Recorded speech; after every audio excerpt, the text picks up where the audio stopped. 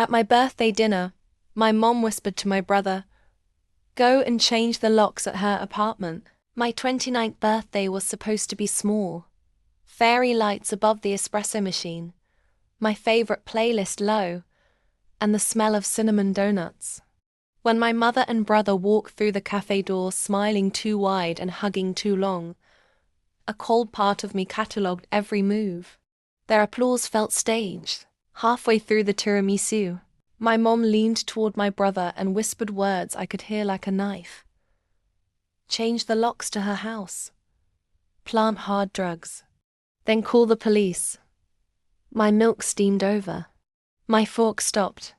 But I was 10 steps ahead. I toasted. I laughed. I filmed them on my phone for content. I told myself, while my fingers thumbed the button that would change everything. Months earlier, quietly, I'd done 3 things no one suspected.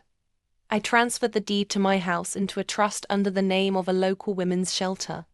I befriended an old college contact who now worked in narcotics enforcement. He had a soft spot for the underdog. And I set my cafe's CCTV to stream to a private archive. Revenge, I decided, would be surgical. When the party ended and they slipped out under the pretense of a nightcap, my brother grabbed the spare key I'd forgotten at their place.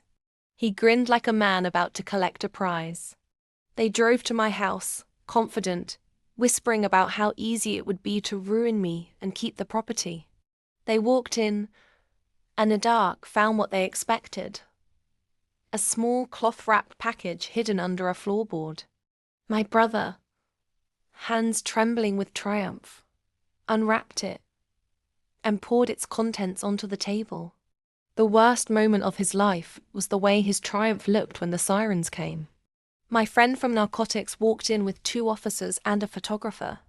My cafe's CCTV, that private archive, had already broadcast their whispers and their plan to the one person who needed to hear it. A prosecutor who'd been waiting for a clean case. In the unlit kitchen, my brother's planted stash turned out to be his own. A stockpile he'd been hoarding for months. Caught in possession, and now admitting intent to frame me on camera, he crumbled. But the real twist hit my mother harder than the cuffs. While they were busy plotting my ruin, I'd quietly signed the deed over to the shelter that morning.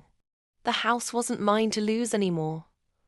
And the shelter's eviction notice, immediate for anyone misusing the property, hit like a second verdict. They planned to steal a life. Instead, they walked out empty-handed, handcuffed and humiliated. I sipped my black coffee the next morning and posted the footage. Their whisper, their shame, the escort to the squad car. The comment section combusted. If you love watching the quiet become dangerous, hit subscribe. Join my channel for more revenge stories that bite back harder than the ones who try to break us. Don't miss the next chapter.